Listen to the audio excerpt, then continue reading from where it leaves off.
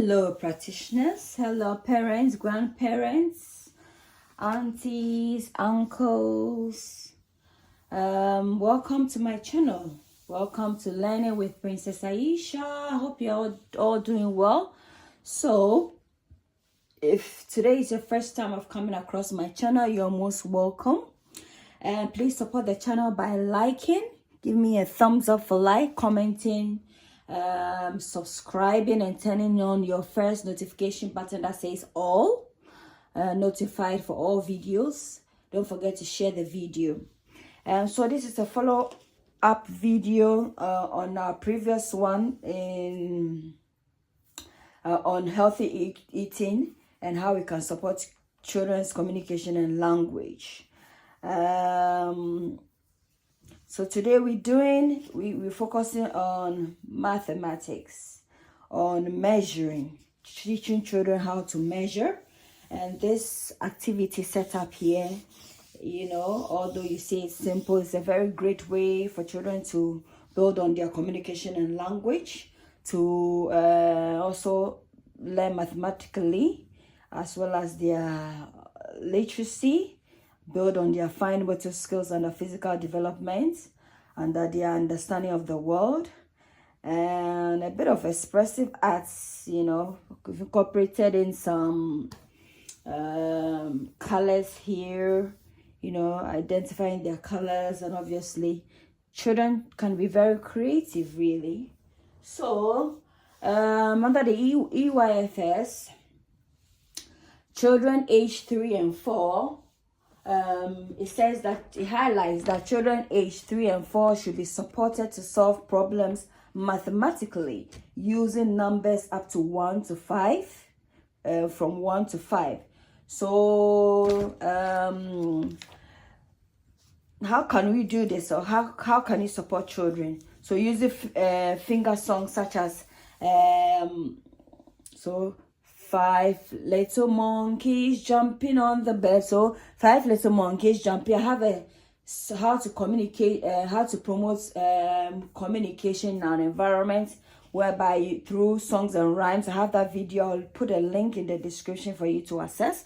So 5 little monkeys jumping on the bed. One fell off and bumped his head. Mother called the doctor and the doctor said, no more monkey jumping on the bed. So 5 monkeys, one fell on the bed and bumped his head. I wonder how many monkeys left. So can you count? Should we count? And maybe one child might say 4. Should we count and make sure it's 4? So reinforcing the number 4. So 1, 2, 3, 4. 4 little monkeys jumping on the bed. One fell off and bumped her head. Ouch! Mommy called the doctor and the doctor said, no more monkey jumping on the bed. So and so on and so forth. So you get to number 1, or to none of the monkeys are left. So that's one great way of teaching children to solve problems mathematically. So again, using this activity to help children solve problems mathematically. So we have, I wonder how many bottles we have here.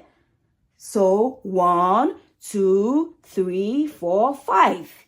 They might say 5 bottles. I wonder how many bottles will be left if I take 1 away. I wonder how many will be left. Should we count it and see how many will be left? So obviously this is not a bottle, so this is not included. So they might count 1, 2, 3, 4. So 5 bottles. When I remove 1, it's left with 4 bottles, or 4 containers. Yeah. So and so on and so forth. So again, you might also go on and say,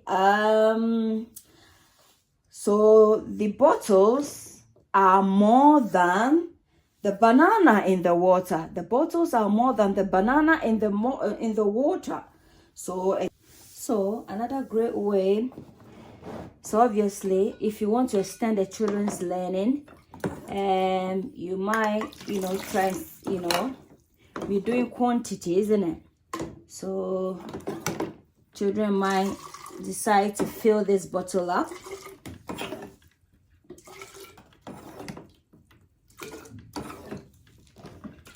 And then they might also try to fill this up. And then as the practitioner, you might ask, so I wonder which bottle or which container will be filled up first. Obviously. So one child might say this one, and then you might ask them, I wonder why you say that, or just to have their view on that. So maybe they might not answer, so the adults can say, because this is smaller than this one is taller, this one is shorter, this one is shorter, this one is taller, therefore this one is more likely to be filled up more quickly than this one, isn't it? So quantity. So I wonder how full are these two bottles. So this is my almost full. The bottle is almost full, isn't it? And this one is not that full, isn't it? So this one is, they might put a couple of water in there, and this container is now full, and this one is half full, the quantity. So you might also ask, I wonder, do you think we can put water in this? So this is more like a provocation. This is not a bottle or anything. This is from the blender. I just put it in just to get the children talking. Remember, we are trying to promote their communication language. So language starter. So they might even say, I wonder what this is. So some children who are very smart might even say, this, they cannot feel, I wonder what this is. And obviously, they will even tell you that you cannot put water in this, isn't it? And then they might try to play around with this. Another child might take this dish soap, a cleaner. They might put it in water, and then they might decide to squeeze, just to see how much water they can gather using this sponge, isn't it? So again, we're talking about shapes. So you might say, talking about corners and sides. So this dish soap foam it has flat sides, isn't it? A flatter side. So it's a rectangle shape.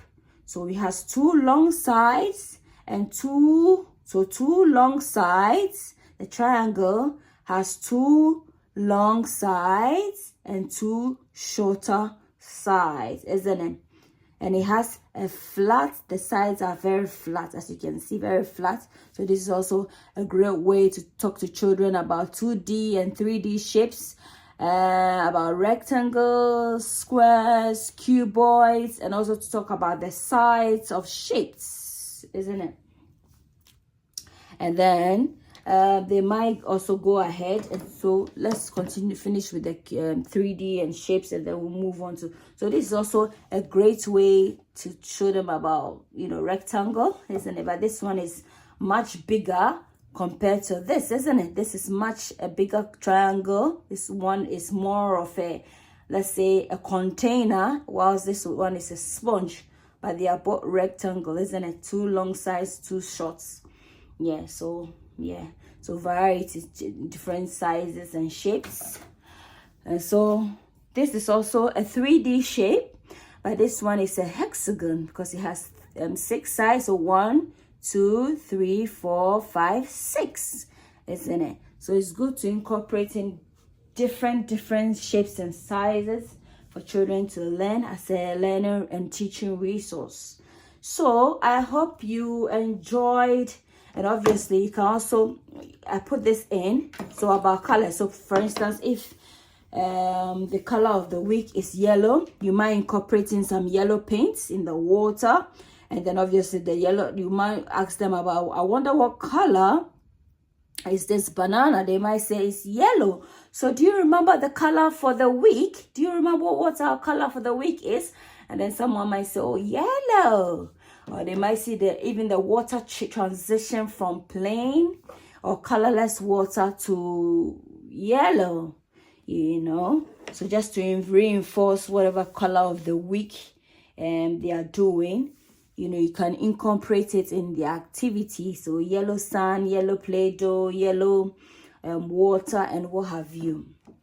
Yellow sprinklers and what have you.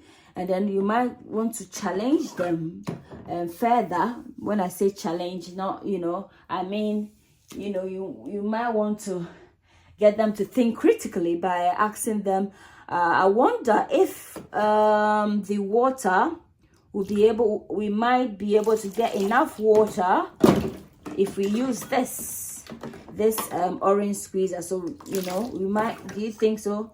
I wonder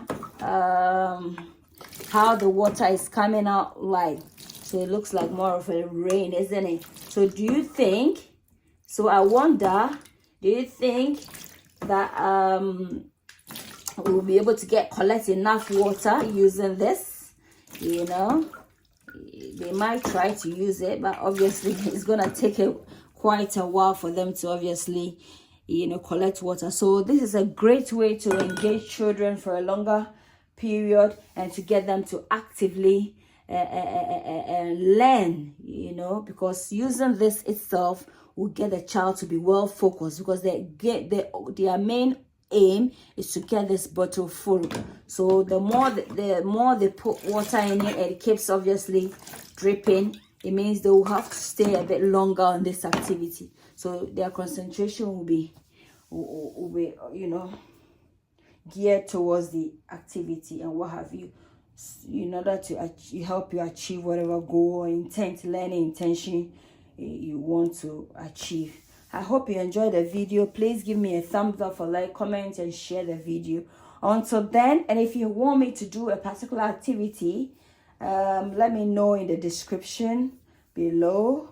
Until then, if you haven't subscribed, by the way, please subscribe, like, comment, and share the video. Thank you for your audience. Until then, it's a goodbye from Learning with Princess Aisha. Bye.